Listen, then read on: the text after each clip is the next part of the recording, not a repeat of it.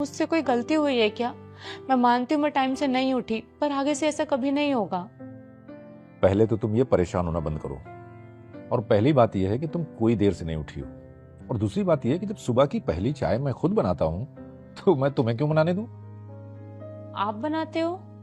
हाँ, शादी के बाद से सुबह की पहली चाय मैं बनाता हूं सबके लिए। तो आपने ऐसा क्यों बोला कि आप मेरे हाथ की चाय नहीं पियेंगे? क्यों नहीं पियेंगे?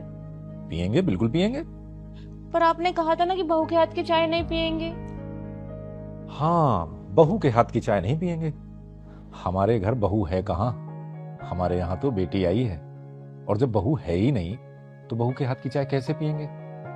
हम तो अपनी बेटी के हाथ की चाय पियेंगे। और आज की चाय तो कुछ स्पेशल होने वाली है।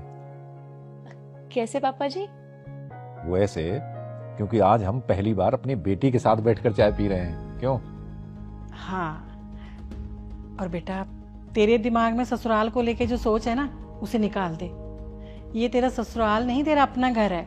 जैसे तू अपने घर में रहती थी, बिल्कुल ऐसे ही यहाँ रह। तुझे जब उठना है तब उठ, तुझे जैसे काम करना है वैसे कर। तेरे ऊपर किसी चीज की कोई रोक टोक नहीं है। मैंने कभी नहीं सोचा था कि मुझे शादी के बाद सास ससुर के रूप में माँ बाप मिलेंगे। लेकिन हमने तो सोचा था कि भगवान ने हमें बेटी नहीं दी है, लेकिन जो भी बहू बन के हमारे घर में आएगी उसे हम बेटी की तरह ही रखेंगे। पर मम्मी जी, मुझे सुबह जल्दी तो उठना ही पड़ेगा। क्यों? लेट उठी तो पापा के हाथ की चाय मिस हो जाएगी ना। हाँ। अब चाय पी, ठंडी हो रही है।